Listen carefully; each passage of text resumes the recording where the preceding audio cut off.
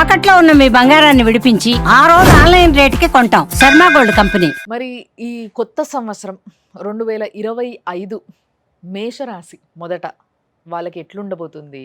వాళ్ళల్లో ఉన్న ఎవరైతే నాయకులు ఉన్నారో వాళ్ళ పరిస్థితులు ఏంటి? సినిమా వాళ్ళ పరిస్థితులు ఏంటి? సామాన్య జనాలు రకరకాల ప్రొఫెషన్‌లో ఉంటారు. వాళ్ళ పరిస్థితులు ఏంటి? పిల్లల పరిస్థితి ఏంటి? అసలు లోకం ఏ విధంగా మారబోతుంది? దేశం ఏ విధంగా ఉండబోతుంది? రాష్ట్రం ఏ విధంగా ఉండబోతుంది? ఈ విషయాలన్నిటిని మనం తెలుసుకుందాం. గురువుగారు చెప్పడానికి తయారుగా ఉన్నారు. గురుగారు నమస్తే. జై వీరబ్రహ్మ జై. నమస్కారం తల్లి. గురుగారు అయితే మొదట మేషరాశి చెప్పుకోవడానికన్నా ముందు నాకు ఒక డౌట్ ఏంటంటే, మనకి ఉగాది నుంచి కొత్త సంవత్సరం. అవును. మన తెలుగు వారందరికీ కూడా ఉగాది నుంచి కొత్త సంవత్సరం.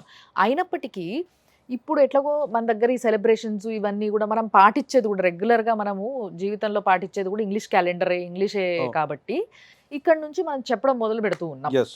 కానీ నిజంగా మన శాస్త్రం ఇక్కడి నుంచి కూడా చెప్పగలుగుతదా? అంటే జనవరి 1 నుంచి కూడా new year, English new year నుంచి కూడా? దేశ కాలమాన పరిస్థితులను బట్టి మనం క్రోధినామ సంవత్సరంలో మనం ఉన్నట్టుగా మనకు తెలుసు. హ్మ్. మళ్ళీ ఉగాది పర్వదినం వస్తే విశ్వావసునామ సంవత్సరం వస్తుంది. ఓకే. ఇది మన ఋతువులను బట్టి చాలామంది అంటూ ఉంటారు, ఆంగ్ల ప్రమాణాన్ని మీరు తీసుకోకండి, హ్మ్. జనవరి 1న జరుపుకోకండి, హ్మ్. కేవలం ఉగాది మాత్రమే మనకి ఆరంభం. ఉగాది అయ్యింది. అవును. ఒక శాలివాహక శకం కూడా మొదలైంది. హ్మ్. అప్పటి నుంచే కాబట్టి ఉగాదిని మనం ప్రామాణికంగా తీసుకుంటాం. హ్మ్. మనందరికీ తెలియని అంశం ఇందులో ఒకటి నిబిడీకృతం. హ్మ్.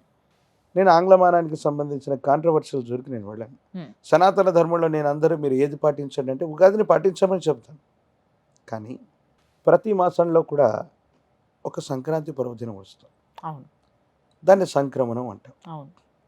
రవి అనేటువంటి గ్రహం ఒక్కొక్క మాసానికి రమారమి 28.3 రోజులకి హ్మ్. ఒక రాశిలో నుండి వేరే రాశిలోకి వెళ్ళటాన్ని సంక్రమణం అని మనం చెప్తాం. హ్మ్. ప్రస్తుతానికి ఈ కార్తీక మాసం తర్వాత అటు ఇటుగా కార్తీక మాసానికి ధనుసు రాశిలోకి వచ్చాడు. హ్మ్. ధనుసు రాశిలో నుండి రవి అంటే తులలోకి వచ్చాడు కార్తీక మాసంలో. కార్తీక మాసం అయిపోగానే ధనుసులోకి వచ్చాడు, వృచ్చికంలోకి వచ్చాడు, వృచ్చికం నుండి ధనుసులోకి వచ్చాడు, ధనుసు నుండి మకరంలోకి వెళతాడు. ఎప్పుడు వెళతాడు? ఈ జనవరి ప్రారంభంలోని 2వ వారంలోనే వెళతాడు. ఓకే. ఈ మకరంలోకి వెళ్ళేటువంటి ఈ సందర్భాన్ని ఏం చెప్తాం?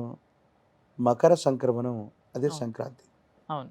ఏమిటి మకర సంక్రమణానికి ఉన్నటువంటి విశేషత? సంక్రాంతి పురుషుడి గురించి పంచాంగమే చెప్తుంది. హ్మ్. ఉత్తరాయణ పుణ్యకాలానికి సంబంధించి మన పంచాంగమే చెబుతోంది. ఇప్పటి వరకు నడిచినటువంటి దక్షిణాయనం అన్నటువంటిది వెళ్ళిపోయి హ్మ్. ఉత్తరాయణ పుణ్యకాలం రాబోతున్నటువంటి మాసం కూడా ఈ మకర సంక్రమణం వచ్చేటువంటి జనవరి మాసంలోనే. హ్మ్. హ్మ్. సో కొంతమంది కొన్ని ప్రమాణాలు, కొన్ని పద్ధతులు, హ్మ్. కొన్ని విశ్వాసాల చేత ఆంగ్లమానాన్ని వాళ్ళు పెట్టుకొని ఉండొచ్చు. హ్మ్. నేనేం చెప్తానంటే దేశ కాలమాన పరిస్థితులతో పాటు హ్మ్. మకర సంక్రమణం అవ్వనివ్వండి, హ్మ్. ఉత్తరాయణ పుణ్యకాలం అవ్వనివ్వండి, మొదలయ్యేటువంటి సందర్భం కూడా ఈ జనవరి మాసమే. అంటే ప్రతి నెలలో కూడా ఒక సంక్రమణం రవి జరుగుతూ ఉంటుంది. హ్మ్. ప్రత్యేకించి ఈ మకర సంక్రమణం తర్వాతే ఉత్తరాయణ పుణ్యకాలం మొదలు కాబోతుంది. కాబట్టి అన్ని రాసుల మీద తప్పనిసరిగా మార్పులు చేర్పులు వస్తాయి. యాదృచ్ఛికంగా 2 వారాల ముందుగానే ఆంగ్ల సంవత్సరం జనవరి 1వ తారీఖు మొదలవబోతుంది. ఓహ్! సో దీనికి మన ప్రాచీనమైనటువంటి పంచాంగాలకి, దేశ కాలమాన పరిస్థితులకి తెలియకుండానే ఇందులో నిబిడీకృతమైనటువంటి రహస్యాలు ఇందులో ఉన్నాయి. హ్మ్. వాటిని మనం పట్టించుకోవట్లేదు అంతే. కాబట్టి ఓకే. ఆంగ్లమానాన్ని ఎవరు మీరు ఫాలో అవ్వమని అవ్వకూడదని నేను చెప్పను. కానీ ఆంగ్లమానం మొదలైనటువంటి మొదటి నెలలో 2 వారాల తర్వాతే ఉత్తరాయణ పుణ్యకాలం కూడా మొదలు కాబోతుంది. హ్మ్. ఈ విషయాన్ని కూడా మనం గుర్తుపెట్టుకోవాలి. కాబట్టి దేశ కాలమాన పరిస్థితుల్ని పంచాంగాన్ని లెక్కించటంలో మేము తప్పనిసరిగా హ్మ్. దాన్ని ప్రామాణికంలోకి తీసుకుంటాం. కాబట్టి 2025 అయినా అది ఆంగ్ల సంవత్సరాది అయినప్పటికీ కూడా ప్రశ్నాశాస్త్రాన్ని, ప్రాచీనమైనటువంటి సంఖ్యాశాస్త్రాన్ని, ఈ ఆంగ్ల సంవత్సరాన్ని కూడా కాస్త పరిగణలోకి తీసుకొని దేశ కాలమాన పరిస్థితుల్ని తప్పకుండా విశ్లేషించగలుగుతాం. ఇంత మాట్లాడుతున్నాం, మీరు ఎన్నో తారీఖు పుట్టారని ఎవరినైనా అయితే ఫలానా 20వ తారీఖు పుట్టాను, ఫలానా ఫిబ్రవరి మాసంలో పుట్టాను, ఫలానా సంవత్సరంలో పుట్టానని చెప్తారు. కానీ నేను విలంబీనామ సంవత్సర ఉత్తరాయణ పుణ్యకాల చైత్రమాస శుక్లపక్ష నవమి లేదా అస్సలు అష్టమి ఎవరు రోజు చెప్పరు పుట్టామని మన వాళ్ళు. చెప్పగలమా? అవును. ఇది మన జీవితంలో ఒక భాగం అయిపోయింది. ఉమ్, అది మంచో చెడో పక్కన పెడితే పూర్తి స్థాయిలో తెలుగులో ఎవరైనా మీరు అంకెలు రాయగలరా? ఉమ్, మనం రాస్తున్న 1, 2, 3లు ఆంగ్లమానానికి సంబంధించినవే. అవును. తెలుగులో రాసేటువంటి అక్షరాలు అంకెలు వేరుగా ఉంటాయి. ఉమ్, ఇవి మనకు రావు, మన పిల్లలకు అస్సలు కూడా మనం నేర్పించట్లేదు. అచ్చ తెలుగు భాషలో అంకెలు కూడా రాయని మనం ఉమ్, ఆంగ్లమానం గురించి వేరొక దాని గురించి మనం విమర్శిస్తాం. అవును. అది అవును. వేరే సంగతి. అవును. కాకపోతే అది మన జీవితంలో ఒక భాగం అయిపోవటం వల్ల అలాగైపోయింది. అవును. సో, అది ఒక భాగంగా మారినందువల్ల అండ్ అటే తెలియకుండా ఓ 2 వారాల తర్వాత ఈ ఫస్ట్ న్యూ ఇయర్ జనవరి 1 తర్వాత ఒక 2 వారాలకే ఏదైతే ఉత్తరాయణం రాబోతుందో అప్పుడొచ్చే మార్పులని బేస్ చేసుకుంటూ మనం చెప్తున్నాము.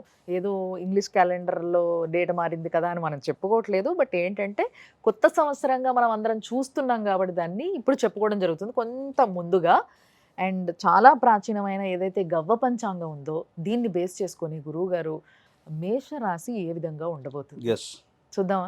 ఎస్ శివాయ బ్రహ్మణే నమ, వీరబ్రహ్మేంద్ర స్వామినే నమో నమ. జై వీరబ్రహ్మ జై గోవిందమాంబచి. ఓం హ్రీం క్లీం శ్రీం శివాయ బ్రహ్మణే నమో నమ. వచ్చినటువంటి ఫలితం రాహు సంబంధమైనటువంటి ఫలితం. గోచార పరిస్థితులను అనుసరించి చూస్తే మేషరాశి వారికి ద్వితీయ స్థానమైనటువంటి వాక్స్థానం ధనస్థానంలో బృహస్పతి బలంగా ఉన్నప్పటికీ కొన్ని మిశ్రమమైనటువంటి ఫలితాలు కలుగుతూ ఉంటాయి. కొంతకాలం మనం ఎంత ప్రయత్నం చేస్తున్నా పనులు అవ్వకపోవటం, ఆలస్యం అవుతూ ఉండటం, ఏం చేయాలో తెలియనటువంటి సందిగ్ధకరమైనటువంటి పరిస్థితుల్లో ఉంటూ ఉంటాయి. వైవాహిక జీవితానికి సంబంధించి వివాహ జీవితంలో కొన్ని ఇబ్బందులు వచ్చేటువంటి అవకాశం ఉంది. జీవిత భాగస్వామిని అర్థం చేసుకోలేకపోవటం, వైవాహిక జీవితంలో భార్య లేక భర్త మీ యొక్క అభిప్రాయాల్ని గౌరవించట్లేదనో లేదా మూడవ వ్యక్తి వల్ల సంసార జీవితానికి సంబంధించినటువంటి విషయంలో అపోహలు, అపార్థాలు, అపనిందలు వచ్చేటువంటి అవకాశం. ప్రత్యేకించి ఆర్థికపరమైనటువంటి స్థితిగతుల్లో మే మాసం దాటినటువంటి తర్వాత ఆర్థికంగా అనుకూలవంతంగా ఉంది. ఉన్నతమైనటువంటి ఉద్యోగం, వ్యాపార సంబంధమైనటువంటి పరిస్థితుల్లో ఉన్నటువంటి వాళ్ళకి చాలా అనుకూలవంతమైనటువంటి ఫలితాలు రాబోతూ ఉన్నాయి. భవిష్యత్ అంతా కూడా చాలా సానుకూలవంతంగా ఉండేటువంటి అవకాశం ఉంది. మీ యొక్క ఖ్యాతి కూడా తప్పకుండా పెరిగేటువంటి అవకాశం ఉంది. సంతానపరమైనటువంటి అంశాల పట్ల జాగ్రత్త అవసరం. మీ గర్భవాసాన జనించిన సంతతి, వాళ్ళకు సంబంధించినటువంటి విద్య, క్రమశిక్షణ, వీటి గురించి ఎక్కువగా మీరు ఆలోచించాల్సినటువంటి అవసరం ఉంటుంది. ఎంతసేపు మీరు చేస్తున్న వృత్తి, ఉద్యోగం, వ్యాపార సంబంధమైనటువంటి జీవితంలో ఎక్కువగా గడిపేయటం వల్ల, కుటుంబ సభ్యులకు సరైనటువంటి సమయం ఇవ్వకపోవటం వల్ల కుటుంబపరమైనటువంటి అంశాలు, సంతానపరమైనటువంటి స్థితిగతుల్లో కొన్ని చిన్న ఇబ్బందులు, సమస్యలు, ప్రతిబంధకాలు వచ్చేటువంటి అవకాశం ఉంది. ప్రత్యేకించి ఆరోగ్యపరమైనటువంటి అంశాల పట్ల తస్మాత్ జాగ్రత్తగా ఉండటం చెప్పదగినటువంటి సూచన. ఎక్కువ సమయం ప్రయాణించటం, వృత్తి ఉద్యోగం కోసం ఎక్కువగా శ్రమ చేయటం వల్ల శరీరం అలసిపోవటం, దీర్ఘకాలికంగా ఉన్నటువంటి ఆరోగ్య సమస్యలు మిమ్మల్ని ఇబ్బంది పెట్టేటువంటి అవకాశం ఉంది. కానీ అంతర్జాతీయ సంబంధమైన వ్యాపారాలు ఉన్నవాళ్ళు, విదేశీ మూలకమైనటువంటి ధనాన్ని సంపాదించగలిగిన ఉన్నత ఉద్యోగులు మాత్రం చాలా అద్భుతమైన జీవితాన్ని గడపబోతున్నారు. పదోన్నతి లభిస్తుంది. మీరు చేసేటువంటి ప్రయత్నాలు సానుకూలవంతమవుతాయి. దేశ కాలమాన పరిస్థితులతో సంబంధం లేకుండా విదేశీ విద్య కోసం వెళుతున్న వాళ్ళు, విదేశీ వ్యాపారం లేదా ఉద్యోగం కోసం ప్రయత్నం చేస్తున్న వాళ్ళకి చాలా అనుకూలవంతమైనటువంటి కాలంగా చెప్పచ్చు. ఆర్థికంగా ఒడిదొడుకులన్నీ కూడా సమసిపోయి ఏ ఒక్క వ్యక్తికి రుణగ్రస్తుడిగా ఉండకూడని జీవన విధానం కావాలని కోరుకుంటున్న మీకు అన్నీ కూడా అనుకూలవంతమవుతాయి, యుగదాయకమవుతాయి. మీ జీవితంలో ఒక ఉన్నతమైనటువంటి స్థాయికి వెళ్ళేటువంటి అవకాశం ఉంది. ఈ సంవత్సరం మొత్తం కూడా అది ఆంగ్లమానం అని చెప్పినా, గోచార పరిస్థితులను బట్టి చెప్పినా కూడా ఈ మిశ్రమ ఫలితాలు కూడా మీరు కాస్త ఓర్పుతో, నేర్పుతో వ్యవహరించగలిగితే ఈ మిశ్రమ ఫలితాలను కూడా చాలా అనుకూలవంతమైనటువంటి పరిస్థితులుగా మార్చుకోగలిగినటువంటి స్థితిగతులు తప్పకుండా ఉన్నాయి. కానీ అనుకూలవంతమైన స్థితిగతులను అనుసరించి, ఎందుకంటే వచ్చినటువంటి ఫలితం రాహు సంబంధమైన ఫలితం. రాహుకి ప్రత్యధి అధిష్టాన దేవతా స్వరూపంగా దుర్గా స్వరూపమైన అమ్మవారిని మనం చెప్తుంటాం. దుర్గా స్వరూపాన్ని విశేషంగా పూజించండి. దుర్గా సప్తశ్లోకి చండీ పారాయణ చేయటం, దుర్గా అమ్మవారి యొక్క విశేషవంతమైన ఆలయ ప్రాంగణానికి వెళ్ళి శ్రీచక్ర మేరకు కనుక కుంకుమార్చన చేసి వచ్చిన ఈ 2025వ సంవత్సరం అత్యంత అద్భుతమైన ఫలితాలు వస్తాయి. ఆర్థికంగా చాలా ఉన్నతమైనటువంటి స్థితిగతులకు వెళ్ళగలుగుతారు.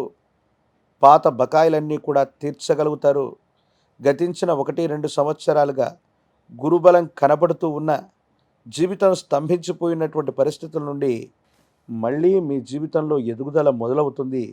అత్యున్నతమైనటువంటి శిఖరాల్ని తప్పకుండా మీరు అధిరోహించేటువంటి అవకాశం ఉంది. దుర్గా స్వరూపాలను విశేషంగా పూజించడం చెప్పదగినటువంటి సూచన. అద్భుతం గురువు గారు. నిజంగా అంటే క్లియర్గా విద్యార్థులకు కానీ, లేకపోతే వ్యాపారవేత్తలకు కానీ, లేకపోతే కొత్త ఉద్యోగం కోసం ఎదురు చూస్తున్న Yes. వాళ్ళకి కానీ, భార్యాభర్తల సంబంధం గురించి కానీ, పిల్లల గురించి కానీ చాలా క్లియర్గా చెప్పారు. దీంట్లో మరి ఎవరైనా నేతలు ఉంటే, మన అవును. యొక్క రాజకీయ నేతలు ఎవరైనా ఉంటే వాళ్ళకి సంబంధించి ఏ విధంగా ఉండబోతుంది? రాజకీయపరమైన రంగాల్లో ఉభయ తెలుగు రాష్ట్రాలకు సంబంధించినటువంటి చాలామంది కేబినెట్ మినిస్టర్ల యొక్క రాశి మొత్తం కూడా మేషరాశి. మేషరాశిలో చాలామంది ప్రముఖులు ఉన్నారు. పదోన్నతి లభిస్తుంది. నిజమైనటువంటి గురుబలం ఇప్పుడు మొదలు కాబోతుంది. ఇప్పటి వరకు అన్నీ మీ చుట్టూ ఉన్న సహాయ నిరాకరణ వల్ల మీరు పొందుతున్నటువంటి ఇబ్బందుల నుండి మీ కార్యాలయంలో ఉన్నవాళ్లే కాదు, మీ సహచరులు, ఇతరుల యొక్క సహాయ సహకారాల వల్ల మీ పనులన్నీ కూడా దిగ్విజయంగా మీరు పూర్తి చేయగలుగుతారు. ఆర్థికపరమైనటువంటి ప్రణాళికలు సరిగ్గా ఉంటాయి. మంచి ప్రాజెక్టులను పూర్తి చేయగలుగుతారు. ప్రజా సంబంధమైనటువంటి బాంధవ్యాలు, అటువంటి పదవులు, రాజకీయపరమైన రంగాలు ఇవన్నీ కూడా చాలా అనుకూలవంతంగా ఉండబోతున్నాయి. మీడియాకు సంబంధించినటువంటి విధి విధానంలో మీరు మాట్లాడుతున్నటువంటి సందర్భంలో అవ్వచ్చు, ఒక ముఖ్యమైనటువంటి సమాచారాన్ని ఇచ్చేటువంటి సందర్భంలో అది సంచలనం అయ్యేటువంటి అవకాశం ఉంది. కాబట్టి ఆలోచించి మాట్లాడడం మాత్రమే చెప్పదగినటువంటి సూచన.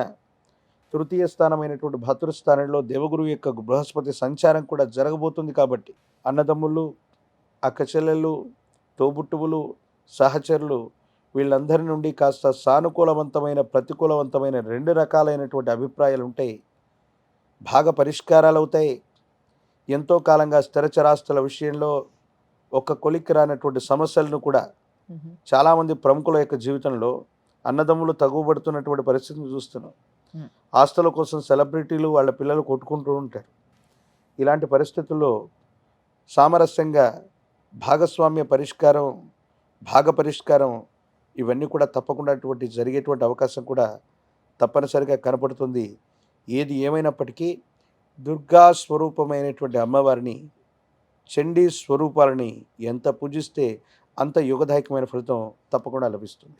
ధన్యవాదాలు గురువు గారు. జై వీరబ్రహ్మ, జై గోవింద బంబజీ.